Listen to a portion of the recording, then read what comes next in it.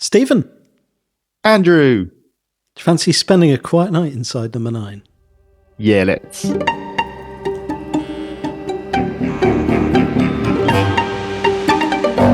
For those who thought we'd gone away forever, sorry. We're back. We're back. Yeah, we've got some unfinished business. This isn't like revenge. No. We're not avenging anything. Maybe Well, someone just had Quiet Night Inside number 9 3 times, and here we appear again. I feel like that must be what has happened, because I don't know why I'm sat here otherwise. Cheers for summoning us, guys. Yeah, thank you. Yeah, we've got some script books that we started and got interrupted by, well, firstly a holiday when I realised I'm not going to be able to record any more episodes for a week.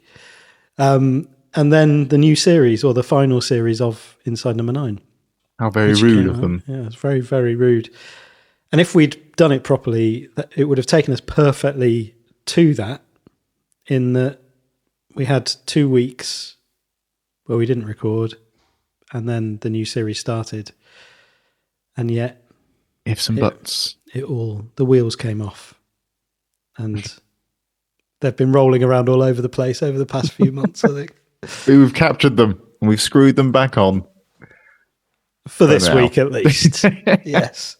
So it was quite amusing that we both had notes on Tempting Fate in our script books, and it was like, have we done this episode? Because I've got the notes here, and I actually went and checked to see have we just we've got an unreleased episode waiting. I was like, please, but no, we have to actually record to get through this. Yeah, we've got to get through this. Daniel Bedingfield. Yeah, pop a little clip of that in there. Yeah. Boom. Boom. Yeah, so Tempting Fate is what we're doing. Just in general. We are Tempting Fate. We are indeed. Yeah. Which was the final official episode of season 4. Correct. Have you got some dates for us? No. No, I don't do dates on the script book. It's been a while. Yeah. No, I'm just trying to remember how we structure these, but basically the idea is, if you want to listen to our sort of main episode about this episode, then go and listen to the first one, which, well, I'm not sure which episode it is, but you'll be able to see from the title. Because that's, just thinking ahead when I was writing those titles. And so the idea when we first started doing these was not to do much repeating of ourselves, but I have no idea what we said in that original one, so we might repeat ourselves. But what we do is go through the script book, do a watch along, and see if there's, what's different between the script and the final episode. And also, there's been a few questions that have come up for me about the episode itself, so we might get into some of that as well, which is where you can also come in as listeners and give us some theories and answers to our questions. Well done. You remembered how we structured them. Thank you. It was good. You did remember. Cheers, man. It's all right.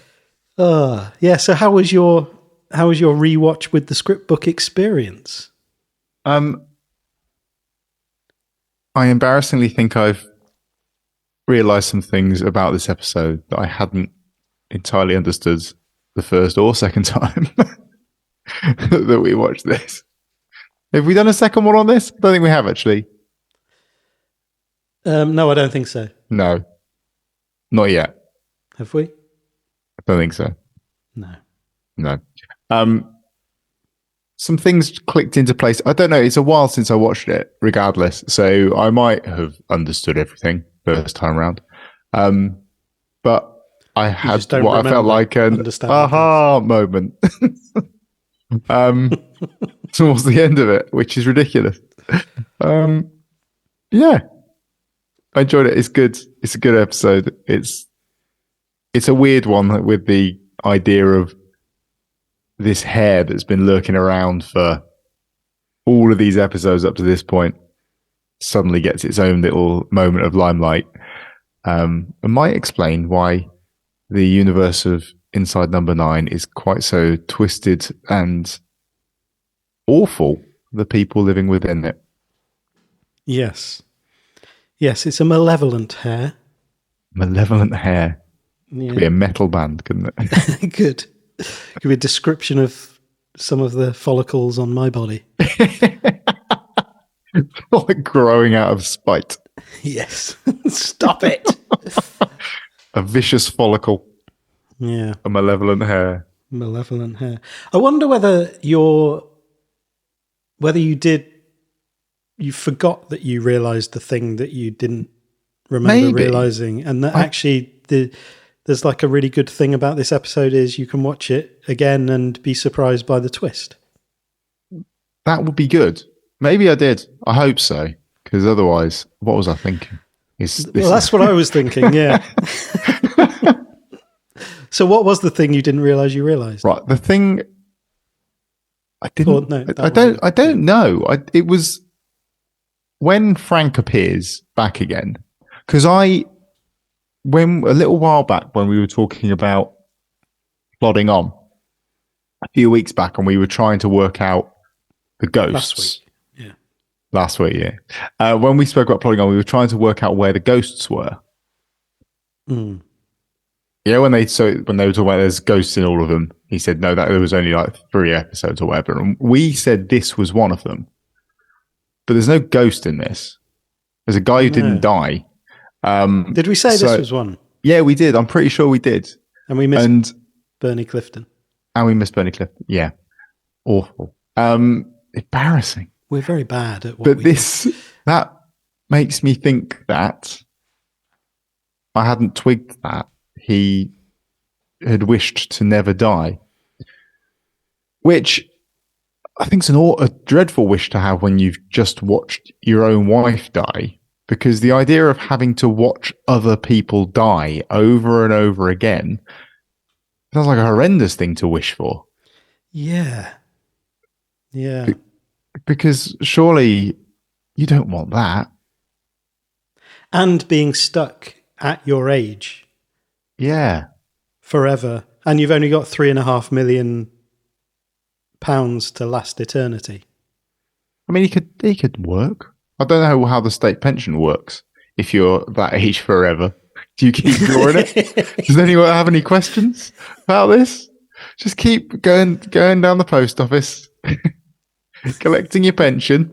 He's in again. He's outlasting us all. That's a good question. Is Frank. Yeah, if you live forever at a pensionable age, will they let you keep collecting it? I mean, they've got to, really, haven't they? Come on, Frank, you're taking the piss now. There's no way you paid in this much. I mean, that's a horrible... Imagine... Yeah. Wishing to live forever. That's a ridiculous thing to do. In my awful, view. Especially off the back of suffering what would have been quite intense grief. Usually those are the moments where you go, I don't think I want to live anymore when the person that I'd spent and made my life with is no longer with me. Do I have a purpose? He's doubled down and gone, yep, I want more of it. More of that, please. Without her. I want eternity without her. Mm.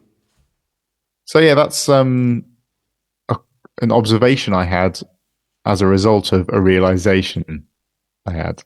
Yeah. Nice. Yeah, I think my main question was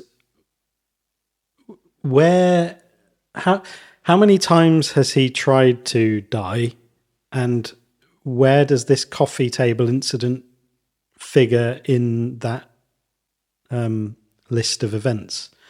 Because there's an issue of funerals and bodies and where's he come back from? Because they're obviously there cleaning his flat. So the assumption is there is a dead Speaking person. As an undertaker, I'm just from a logistical point of view. Well, I was thinking, like, there must have been some closure to the fact that they've gone in there to do the clean out.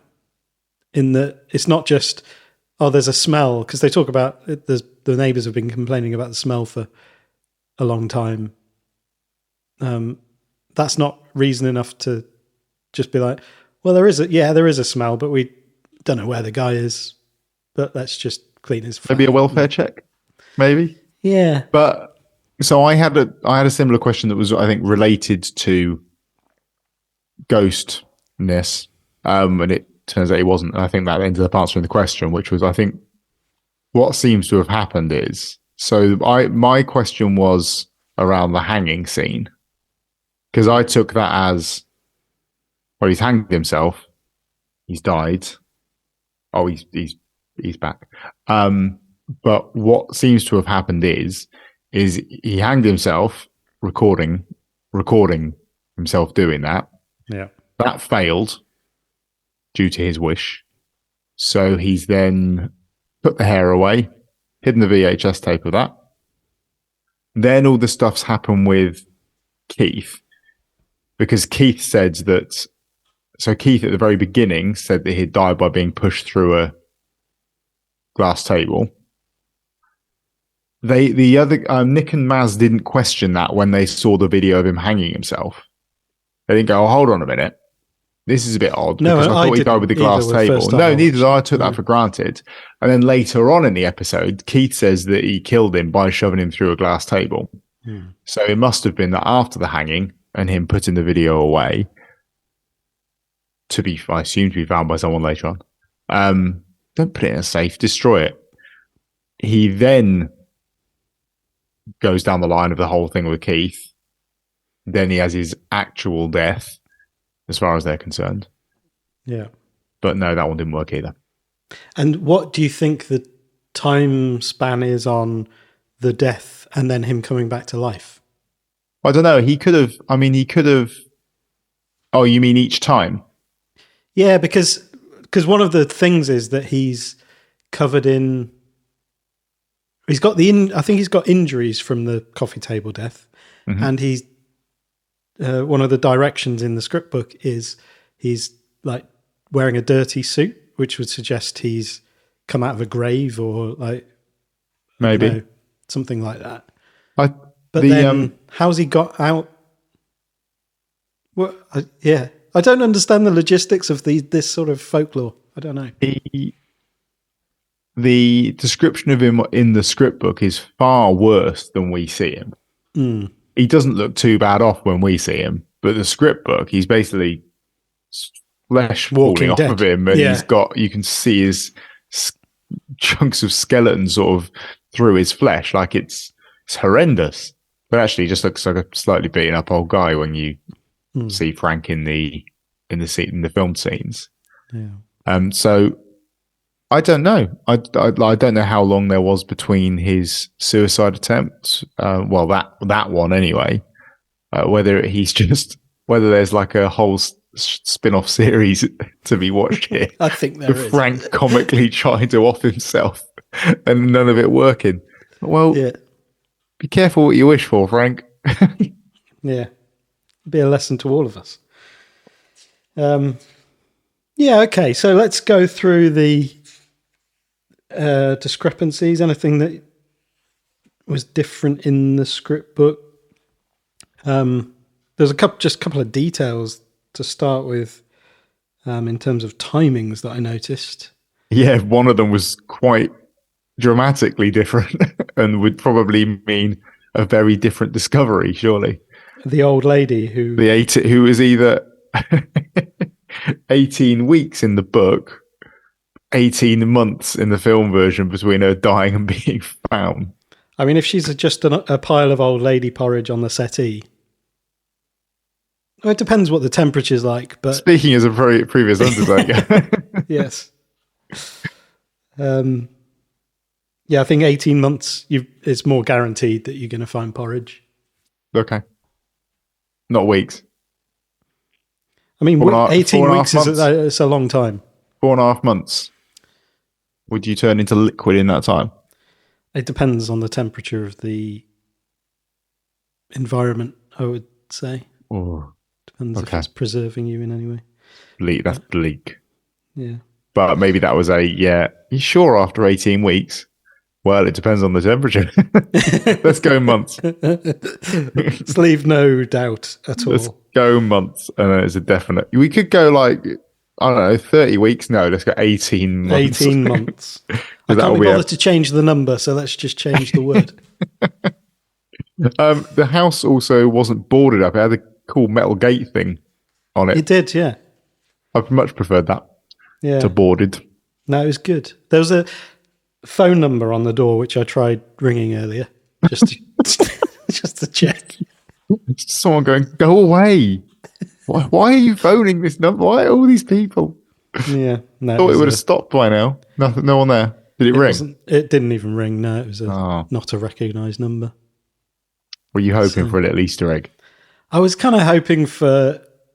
I'd got ready to say, sorry, I think I've got the wrong number. You didn't know. You had I was rehearsing that. I was rehearsing that as I was ringing, but yeah. No. How do you know, though? As soon as they pick up, oh, I'm sorry, I've got the wrong number. I've got the right number. I just have no idea what this number is. How do you know it's wrong? I haven't even spoken yet. No. Yeah, so that was a nice part of my Sunday. The gentleman's name was Frank Meggins, 68 rather than 73.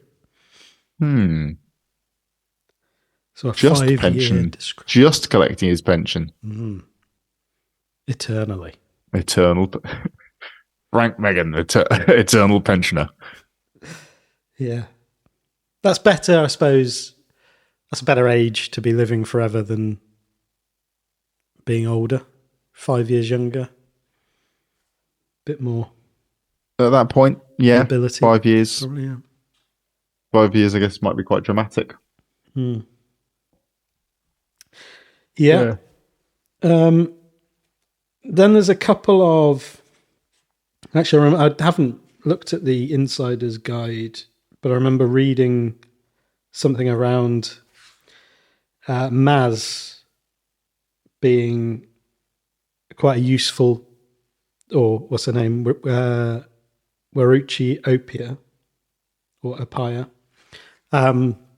being a useful cultural reference point for certain things. Yes. Because they changed the trainers from Blue Nike Air Max to special edition Yeezys, yeah. And I like that then required a question. That then brought in exactly, the question what's that? What does that mean? And that's also, I think, are Yeezys now sort of gone? No, he's still releasing. Is he? Yeezy. I think the brand's been damaged somewhat by his... Have Adidas... They dropped him, I think. Yeah. So it was... I don't know which way round it was. Adidas and Nike have both made Yeezys at some point. Oh, right, okay. And then I think the most recent ones I've seen are those... Basically, they're just made of foam. I don't really understand. I don't understand, like, fashion. High-end fashion shoes. High-end fashion shoes. I just don't understand. I just don't understand. I just don't. I wouldn't have to ask what's that, but no. Yeah. I found it interesting that so there's a couple of things about Keith's background. I heard his son's got MS. Oh no, that was in there. No. Yeah. I missed the Rent Boy line in the script, but I heard it said. I was like, oh, okay, that's quite elite. But his wife hasn't died. Keith's wife isn't dead. No. But she is in the script book. Yeah. Then Keith's wife. Did they just decide that was just a bit too much bleakness for Keith? I don't know. Yeah, I suppose it kind of changes quite a lot, really, because it changes his... So he then becomes basically sole carer of... what's his son's name? Charlie. So that... I think in some ways changes your sympathies for him and the decisions he's making, That's rather true, than actually, it being more of a, in some ways it's more of a pride thing than a necessity thing, or like that's true. Yeah, I don't know. Yeah. I don't know if that was their Intention. but The power of the background. exactly. But yeah, most of the things that were changed are just little bits and pieces. One thing that obviously isn't in the script book, which I found throughout all of this, was music. It's barely there, but it's just there. You kind of have to hunt for just the droning sound that's pretty much under everything. It reminded me of in Peep Show when they were making the advert for that guy, and Superhand said, building a powerful sense of dread. Yeah. And it's like that. Yeah. That now and again there are just sort of like little, it comes to the fore a little bit more. It's very present in what's going on as well, isn't it? Yes. Because like do you hear like a little kind of sparkle noise when a wish gets made? And so it's sort of it's alive, accentuating things. Yeah. It's part of the scene, it's scenery itself. Like, but it was weird. I could sort of feel the sound that was going on in the background, but I had to hunt for it. Like, I could sort of sense it was there. Yeah. And then I had to really turn up and go, oh no, it is definitely being played. It's kind of very David Lynch approach to like this. Why do I feel really ill at ease? It's because there's this weird drone that is just below your conscious awareness, but it's making you feel very unsettled. Yeah. Very clever. Very good. I assume that's a Henson job. I think so. Not Jim. It's not just Kermit the Frog. It's Kermit drone for you. Slow down. Yeah. Music by Jim Henson's Creature Shop.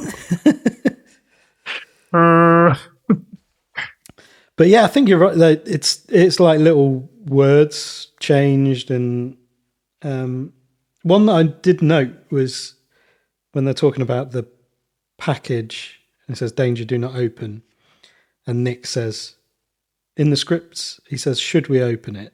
and it changes to "Shall we open it?" And I was Should or shall. There's quite a big difference between. They sound like the same, like synonyms for the same word, but they're not. There's a difference, isn't there? Because it's like a "Shall we open it?" Like "Should we open it?" is like a "Should we be responsible and see what this is?" Yeah. "Shall we open it?" is like, I wonder what this is. Yes. Yeah. Yeah. Well, especially as he's got his background in ancient folklore, whatever it is. Yeah. Exactly. So he should be thinking along the lines of should. Shall we? Should we? Rude not to.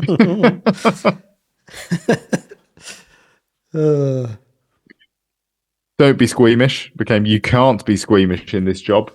Yes. Again, that's a similar thing, isn't it? I guess it's a don't be or you can't be.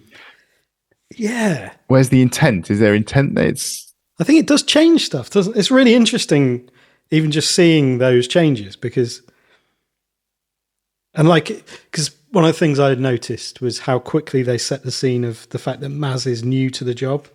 Yes. And like you'll get used to it, like with the smell and stuff. Like almost immediately, you know that okay, this is like probably her first rodeo. Job. Yeah.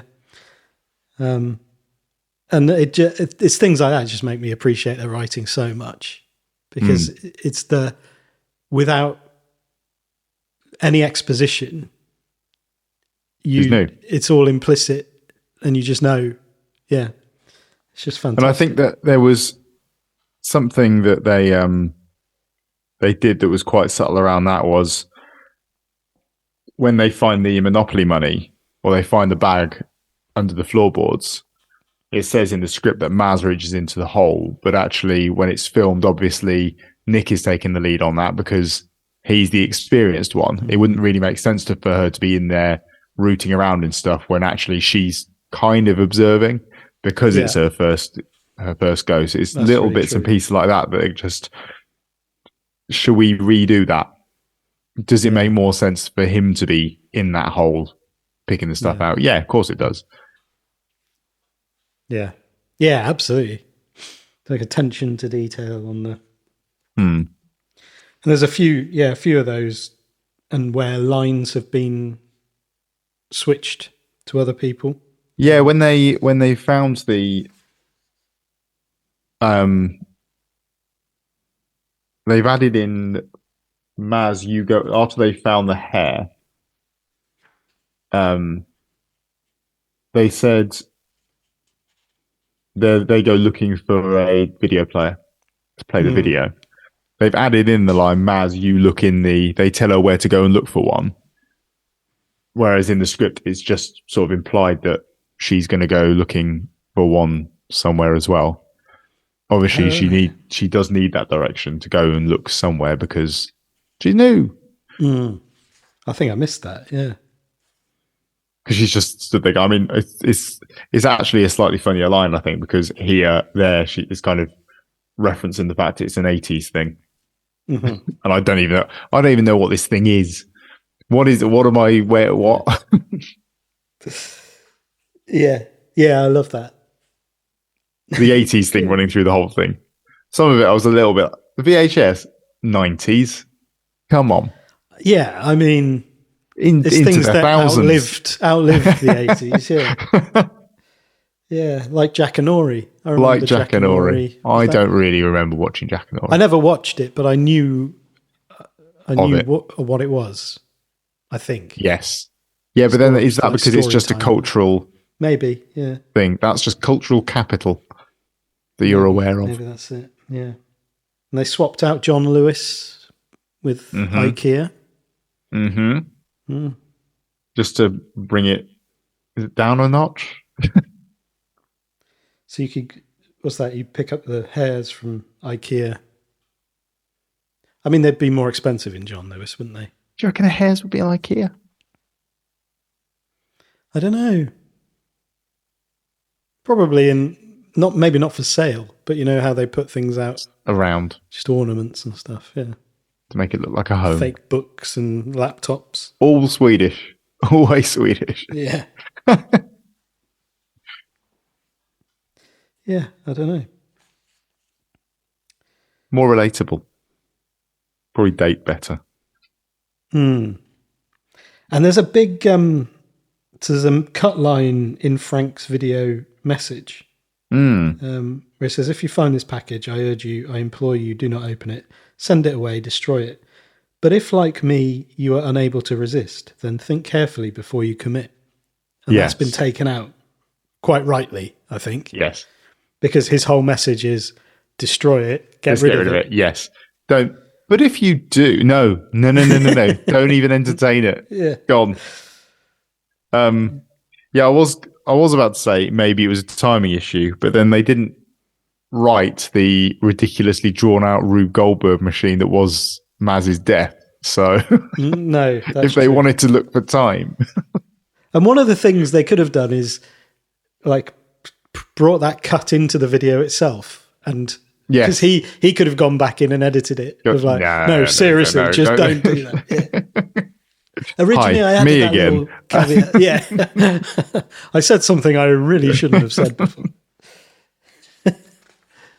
And surely after that, there's a bit of a funny one when we're getting some background on Nick, and Nick talking about mistakes he's made in his messing up his own life, and Keith's the one to announce that he was an alcoholic. Yeah, I noted that. Which I thought was a bit off and a bit, I don't know, out of Keith's character character, if you see what I mean, the character that keeps playing within the episode, because Keith isn't the person that he's not the consummate professional cleaning guy that he's trying to make out that he is. It's almost but like even within that, he drops into his real character and what he's thinking about, potentially. Yes. Like whether his plan all along, which interestingly in the script book, he doesn't, there's the bit about alcohol, especially if you've been drinking, I think is a line that's been added to the episode. So, yes. But his awareness that Nick's alcoholism can be used against him. Yeah. Yeah, that's true. Is potentially on his mind there. Yeah. And also maybe the delivery of the line. So in the script it says, no, I was an alcoholic, to the question or the statement, oh, you're a rent boy. Oh, you were a rent boy. No, I was an alcoholic. I'm an alcoholic. And maybe it just scanned better when it was like somebody says, oh, no, he was an alcoholic. He was an alcoholic. And then he corrects I'm an alcoholic. Yeah. Correcting himself. But you also get this little bit added where he says that there are people willing to give you a second chance. Yeah. And that's maybe a replacement, because they've taken out, he said, let's just say I messed up my own life, so I'm trying to clean up other people's. So he's almost giving a justification for the job that he's doing and making that meaningful to him personally, as opposed to just a job he's doing. And they replace that with, I've just made some bad choices. Yeah, exactly. He hasn't, messed up. So then... So then maybe it's actually the reason I'm doing this is because people are willing to give me a second chance. Yeah, I think also messed up suggests done, whereas second chance, people giving second chances sounds like there was opportunities for redemption that kind of wouldn't be there if you were just saying, because messed up sounds pretty final. I've messed this up. Yeah. And very specific to us, as opposed to I made some bad choices, or some of the choices I've made have led me to a place I wish I hadn't gone. Yeah. Whereas I messed up is like, no, I made a decision to do something that was stupid. And it doesn't sound like that's what they're actually talking about. Mm-hmm. Yeah. So then it kind of stays on until we're kind of going through this stuff of them realizing that it's the wish backfiring stuff, where all this stuff that was wished for came true, but in some sort of horrific way. Yeah. Which is really horrendous. Some of them are really bad. I mean, obviously the big one is wanting his wife to lose some weight.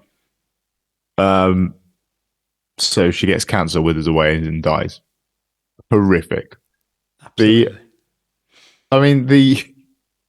Like this idea of went to Florida Keys. Yeah, he had a lovely time. Boating accident. Great. Have you been drinking the antibacterial hand wash again? I did that once. But then they cut a bit right at the bottom of my page 193, International Living Room Day, where we've got two wishes and we just can't use them. We can, but we just have to be really careful with the phrasing. That's the way to beat it. Nick doesn't really go down that line in the episode at all. Like, he's got no interest in trying to do that whatsoever. Until he kind of uses it to his advantage at the end of the episode in a vengeful way, I guess, because he knows how that's going to play out. You don't see him wanting to engage in wishing for anything at all, because he knows that you can't beat this thing. I think he's fully aware there's no way of getting around it.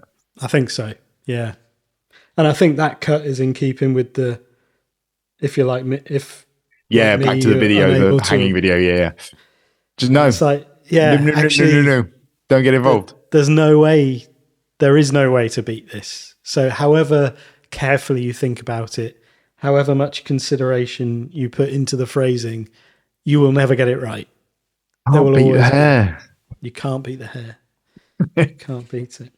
One of the things I noticed was like the poor sausage line. You know, when Maz says Brenda upset about her weight again. She's reading what's his Yeah. name's journal. Poor sausage. I wish there was a way I could help her. And Keith repeats, "Poor sausage" with a question mark. Poor sausage. I was like, why is it? Might be nothing, but I was like, Yeah. why is he picked up on that? What's the Poor significance? sausage. Poor sausage.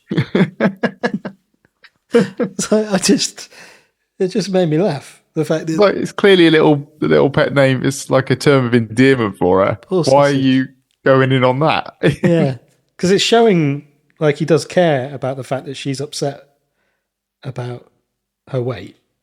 Just in Poor the sausage. wrong way. Yeah, it's weird. Anyway, that's neither here nor there.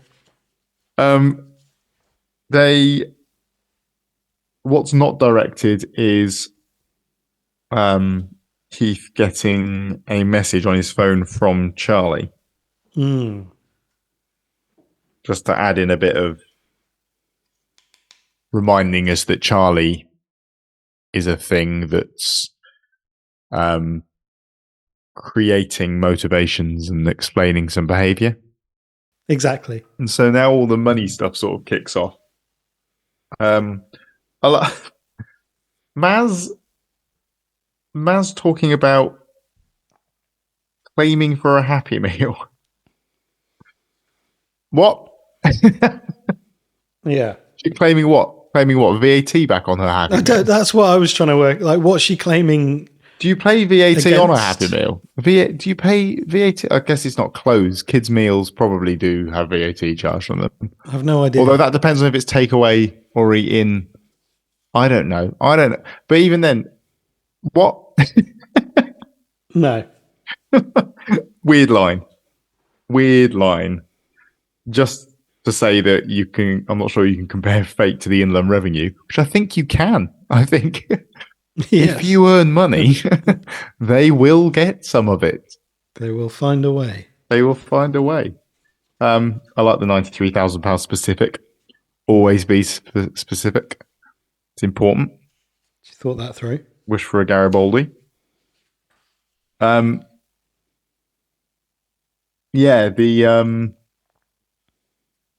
So going under those floorboards for the money is what then creates a loose floorboard that ends up being her demise. That is true. Yeah. And that is what I like about this is like it's the self-fulfilling prophecy aspect of things that you do believing in something, and then it's what you do in that belief that causes the thing that reinforces the belief because it brings about your demise. Yeah. There's something beautiful about those closed loops of fate. Yeah. And it's very I noted down that her death is very Final Destination. Just a ridiculous set of events, like chain reaction, Rube Goldberg machine as the bowling ball rolls along. And none of that's directed in the script at all. No. I can't remember who the director was for this one, but I imagine they had fun creating that. Who directed this one? It Jim was O'Hanlon. Was it? Yes. Jim O'Hanlon. Yes. Who has not done any others? So yeah, he must have had some fun putting that together. Yeah. How are we going to kill her? And she falls forwards instead of backwards. Yeah. That was. I'm glad about that actually, because the backwards with that nail in the back of her head would have been horrendous. Yes. Ugh. Yeah. Oh, there was the switcheroo of before that when they're chasing after Maz around the flat, and in the script, Keith is sort of saying, "I know you're spooked. It's your first job, I understand, but that money isn't yours, etc." And well, I know you're spooked, and the money isn't yours. Nick says because Keith's off. Oh, okay. Doing his own thing, and I think that fits because Keith is seemingly on a different wavelength. Well, Nick is very much the cautionary voice here of don't touch the money, do not engage. It's not going to end well for you.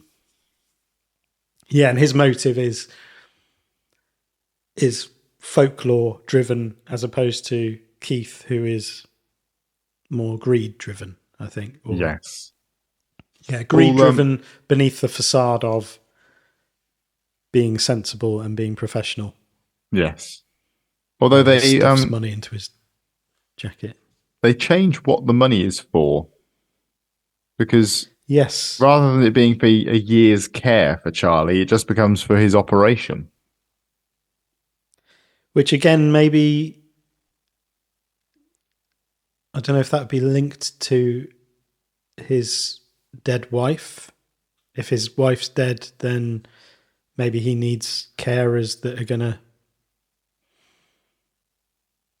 well, depending on what that care is, obviously, it might be just the logistics of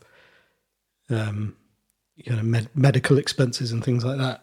I also don't know what sort of operations are involved with MS treatment, though. I don't know.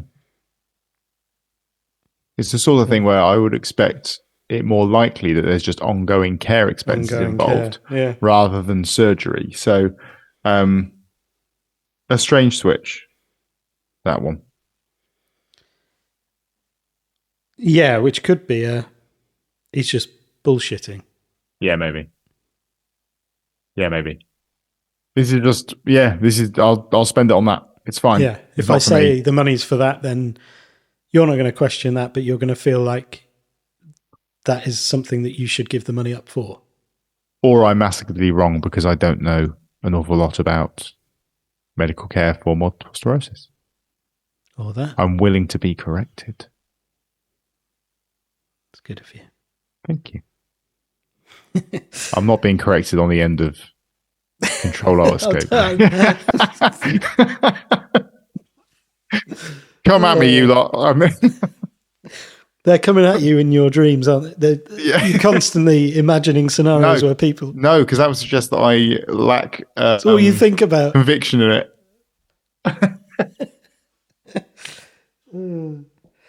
No, I'm living in their head. They're not living in mine. No, it doesn't sound like it.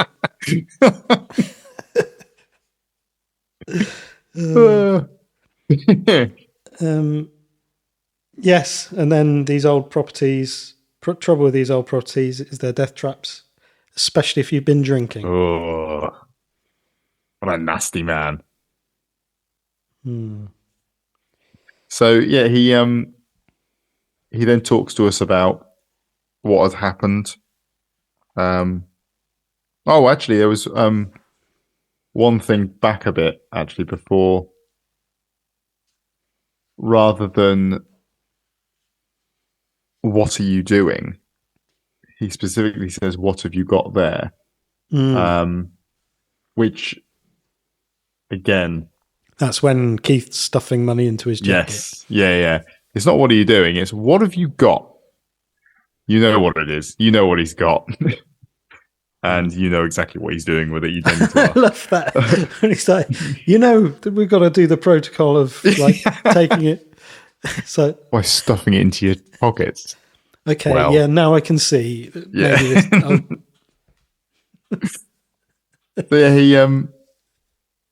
He talks us through what happened with Frank. And we see some and some lines are added in because Keith in the script book is being very, very vague. I heard there might be money here. The neighbours have been complaining about the smell, so I arranged a home visit. I told Frank about Charlie, asked him if he could help me out, but he wouldn't listen. The next thing I know is he's dead. That sounds like he asked for some money, and then in the meantime, Frank died.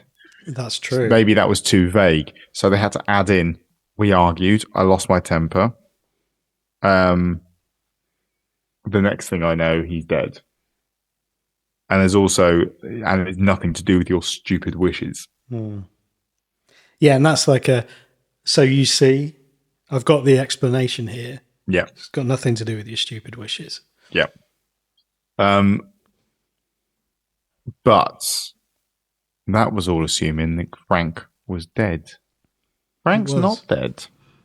Frank's back, much to my surprise. I reckon you knew that. I must have known this. I reckon you've forgotten what you knew. Yeah. Either that, or I was having another sleepy moment, like I was during the what was it? The Curse of the Ninth. Oh yeah. Maybe it was that. But when you actually fell asleep. I actually fell asleep. But yeah, the description of Frank is horrific. Frank leans out from behind the cupboard door and we see him clearly for the first time. It's a chilling and horrific sight. Frank is dressed in a muddy suit, his skin discoloured and partially rotting, sunken eyes, nose eaten away, skeletal features. As opposed to just an old guy with some stuff on his face, which is what we actually get. Yeah. So that description would suggest he's been in a grave and he's come back from the dead, having been buried and eaten slightly by worms. And it reminds me of, have you seen the film Hocus Pocus? No. Dreadful film. It's a Disney live action one about the witches in Salem. And there's this guy who is brought back from a grave, who I believe was the partner of one of the witches. They dig him up. He's got his mouth sewn shut. He runs around. He loses his head sometimes. It made me think of that. And that's not what we got. But you haven't seen that, so that's a... No. But you've painted a very vivid and a great picture that I can see in my mind. Yeah. It's a chilling and horrific sight. Dressed in a muddy suit, his eyes discoloured, his skin discoloured and partially rotting. He doesn't look quite like that. It just put me in mind. But yeah, I don't know why they changed that. No. Money? Well, I think there are questions about the deaths and how, because that almost feels like he's been killed once and has come back from that, as opposed to he is desperate to kill himself. So he's tried on, because it's gone, there's the description of that, or the explainer of that. Where's that? Oh, I've tried several times to end it all, but I can't. Like a bad penny, I keep coming back. It's a living hell and I'm trapped in it. Whereas the description of him in that chilling and horrific image feels like he's been killed once and he's returned from the grave. Yeah. As opposed to this putting me in mind of this idea of a spin-off series. Yes, exactly. Of the Frank's attempted deaths, where it's just various slapstick ways that he's trying to off himself. And I feel like there's a Simpsons episode like that, I feel. There's probably several things. Yeah.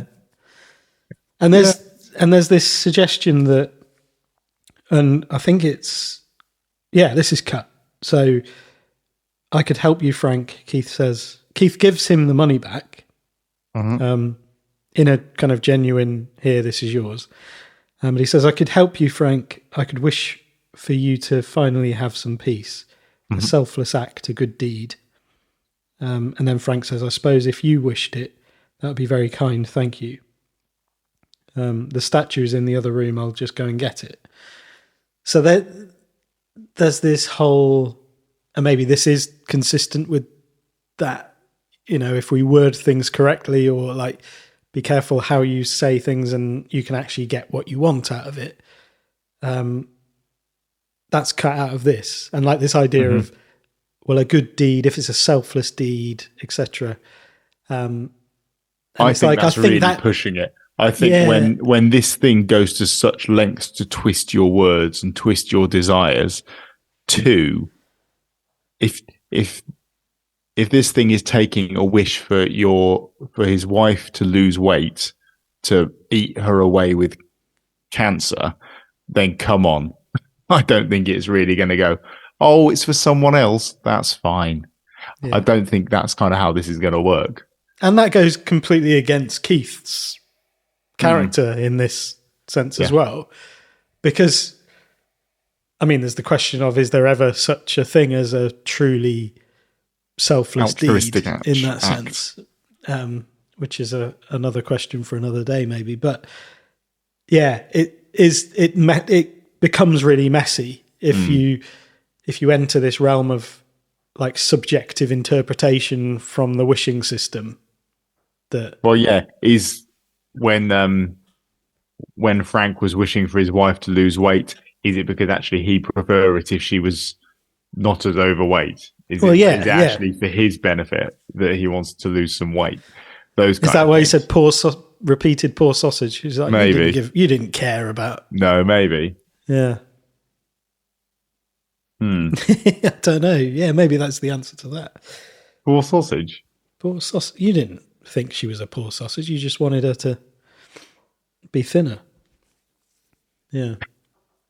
I don't know. Maybe.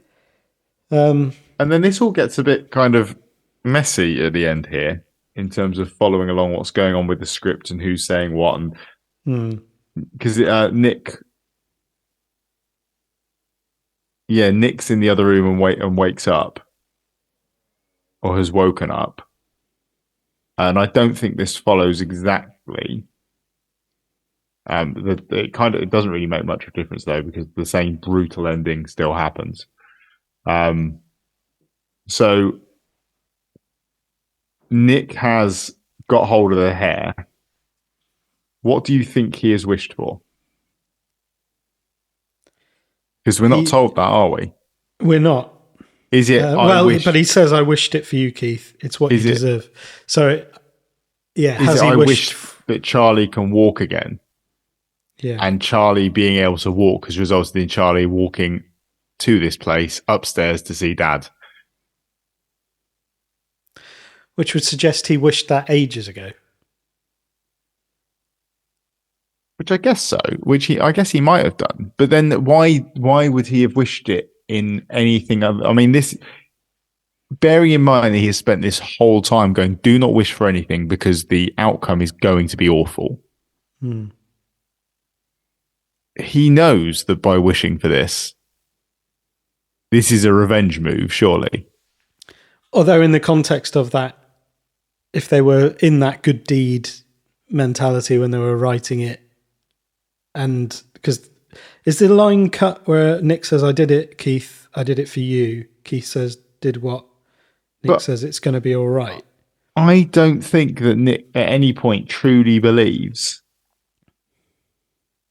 Like he says earlier, I could wish for Maz to come back to life, Nick. But then she'll be brain damaged, of course, just like in the monkey's paw when the son comes back all mangled. Yeah, no. So he knows that whatever he wishes for is going to end badly. Yeah. So this feels like if we take that reading, that means that he has quite horrifically made that wish, knowing there's going to be some sort of awful consequence for Charlie. Like he can walk, but now he's blind.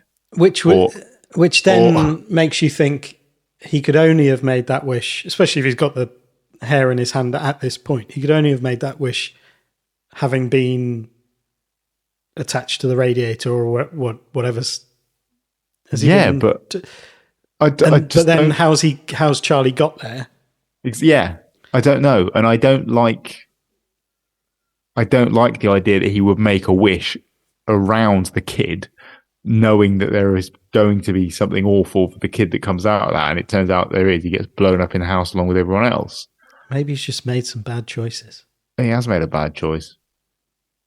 And it is that line, I wished it for you, Keith. It's what you deserve, which is beautifully ambiguous, but it was also very sinister. Well, because bearing in mind what he's just done to him, he's tried to frame him for what was going on. He's thrown like vodka and stuff all over his face, so it looks like he's been drinking because he's an alcoholic. Yeah, exactly. The whole thing is pretty nasty. Well, maybe he wished, maybe it's not actually Charlie and it's like a hologram version, and he's wished for a walking hologram of Charlie. Or he's wished for the worst thing that could happen to Keith.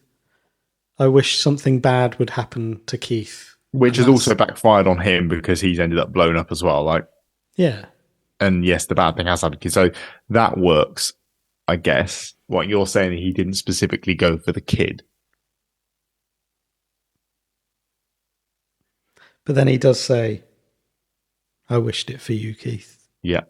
Although that could still... I just wished something bad would happen to you, and this is what it is. So I did it for you. It's what you deserve, mate. I did read Daddy, What's That Smell? I quite like Keith to have just... It's normally the other way around, isn't it? All the other way around, yeah. Daddy, Son, what's that smell?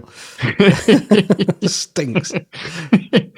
Keith's eyes are widening realisation. Oh, he's followed through. Yeah. And then the house blows up. Brutal end. Brutal end. Yeah. Brutal end. That ended up being